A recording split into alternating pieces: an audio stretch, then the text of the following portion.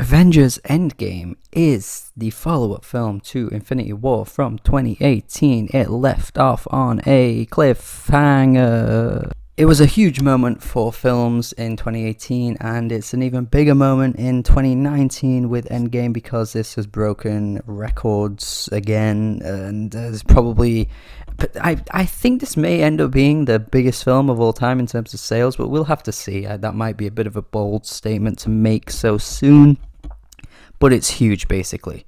And I've had a bit of a rocky road with a lot of Marvel films over the past few years, and including Infinity War, just didn't really dig it, honestly. I know it's a bit of a hot take, if you will, because a lot of people found that to be one of the best Marvel films. It certainly was better than quite a good chunk of the Marvel films so far, but I still didn't really have a good time with it watching it. Just felt that it ran over long, didn't really feel that invested in many of the characters throughout because there were so many characters. It was flip-flopping from person to person. It was just a bit too much, too hectic, too busy. Not much of a payoff either, aside from the big battle with Thanos. I did really like the Thanos stuff, and I find him to be one of the best villains in the entire MCU, I think, so far. And Endgame is even longer than Infinity War, so I thought, oh god, I'm gonna really not like this one. Well, is that the case? Was it the case? Well, no, I actually really like this film. I had a great time with this film. I genuinely thought this was really good to watch. There were so many elements about this film I think just worked so well, and I'm really impressed, and this might be the best Marvel film to date, or at least one of the best. There was so much hype surrounding this film that I just really thought it was not going to live up, and it absolutely did. I was wrong, it really did live up to the hype.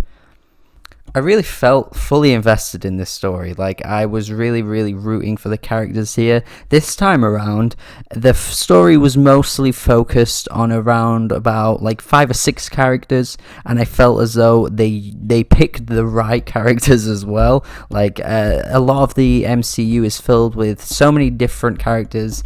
It's very eclectic with the range of different types of people. You got like silly characters, you got funny characters, you got like the immature Spider-Man who's like supposed to be like 16 years old. Like, there's so many different ones that sometimes the tone kind of shifts around a little bit too much, but here the tone was pretty much set in a good place right from the get-go. So, of course, throughout, they had to figure out the best way to defeat Thanos. And the way they managed to figure this out was by using time travel, which I actually think was incorporated into the film really quite well. They didn't jump into things hastily. They really had to think things through, and there was a bit of a build-up at the beginning. And it was a bit slow-paced to start off with, but I was totally fine with that. I was totally on board with watching these characters in this kind of post-apocalyptic universe where, Thor has basically let himself go and he's not the same person he once was. Hawkeye has essentially lost all hope. Black Widow has nothing left. Iron Man's essentially just, set himself apart from this life and just having his own family now and living his own way. And just from the get-go, watching these characters in this humanized way for me was just refreshing. Like, I don't know if you're going to agree with me here, but I've just always felt that the entire universe is built around these, like, super mutants, essentially. Like, these aren't humans, they're above human, they're more powerful, they have so much, responsibility in saving everyone else that you kind of just forget that they're actually people as well. For me, this was honestly one of the few times where I felt I could fully connect with these characters here, because there was just so much more at stake than usual. Like, their lives had pretty much taken a complete detour, and some of them were at rock bottom, and you could see that. You could see the emotions that had completely, fully impacted these people. It just gave off this sense of there's everything to lose here. Like, we've lost everything, and we can still continue to lose everything once again if we fuck this up. And yes, of course, there are always high stakes. I mean, there were definitely high stakes in Infinity War, but I just think this film went the extra mile here by showing you actually, yes, there are high stakes and there are consequences, and people can die. People can actually die. These superheroes that we've seen save the world so many times will die here. And that's not me saying that from now on. I want every superhero film to have like a superhero die or anything, but I just think it was really, really potent how they just, just took that risk and killed off Black Widow. Iron Man dies. I did find those scenes to be very powerful too. Like, they were really difficult to watch, just to see like Black Widow do what she did just to save everyone else. And Iron Man, obviously has been such a big, significant role throughout this entire franchise, and here he is just saving everyone else and dying. It really was quite powerful to watch. And those are huge risks to me that I found to be very admirable, opposite to like seeing Han Solo die on screen, where it just kind of felt a bit random and out of place. Here it just had so much more impact for me. But even aside from all that, I did find this film just generally entertaining. I would say the battle at the end probably was one of the weakest parts. Although it was really good to watch, I do feel as though everything was kind of like leading up to that big moment, and I don't think it was quite as good as what it could have been, but it certainly was entertaining. For me, though, the heavy-handed dialogue throughout was just a little bit more entertaining than that big battle at the end. As I've said as well, I did like the time travel stuff as well. I thought that was handled really quite well. I liked the strategic element of how they had to really like think things through and find the best way to get the Infinity Stones back. And of course, with the Nebula thing, there was a big curveball that was thrown in, which I think added a good element to the film. And for me, this time around, the oversaturation of all these characters wasn't even noticeable at all, because they all came together right at the end for that big battle to kind of, unite and attempt to save everything.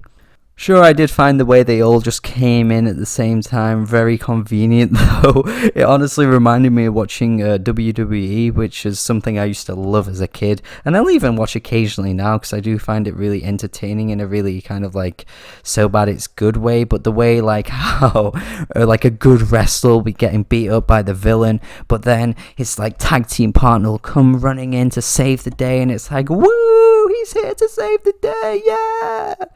It was very much like that in this instance, and once again in this film, just like with Infinity War, Thanos was just so good to watch. Like, I love every time he speaks. Like, I almost feel like I'm rooting for him just because of how well spoken he is.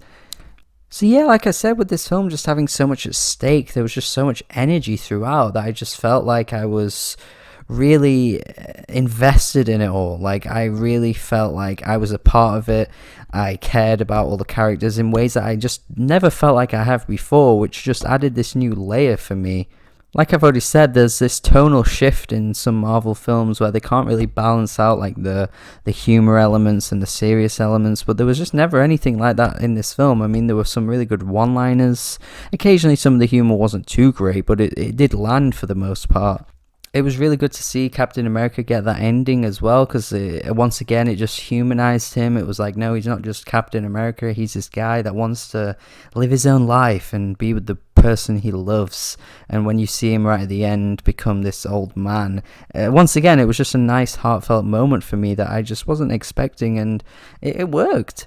It was just really good to see how Marvel were able to turn this film into a really unpredictable film, because I just usually find it to be very formulaic and a lot of the films follow the same kind of standard plot, but this film didn't, and I was just thrown curveballs throughout, and each time I was just like, wow, I wasn't expecting that. And apparently fans had already known things like Chris Evans, not renewing his contract, which is something probably more people knew than I did. And I'm just really glad that I didn't know that, because it was honestly such a shock to see him throw in the towel the way he did and just hand over the baton to Falcon. I mean, it kind of doesn't work. I don't know if they're actually going to make him the next Captain America, but even still, I think it worked for the ending. risks were taken in this film and they were completely paid off. I just want to see this more in future Marvel films from now on. Yeah, so I thoroughly enjoyed this. This was a really great film. I did not feel like I was sitting through a 3-hour film either. Like, it went by so quickly. So yeah, I mean, this is an 8 out of 10 for me. Do let me know your thoughts on this if you enjoyed it as much as me. If you didn't quite enjoy it, that's also okay. Let me know. Hope you enjoyed my review. Yeah, this is probably the best film I've seen so far this year. I haven't seen a great deal. I think I've seen about 16 or 17 2019 films. There's not been a great deal of great ones, but this is certainly the first one this year I've seen that I can call great. Thank you for watching. If you haven't subscribed, that'd be great if you could subscribe too. Have a good day and goodbye.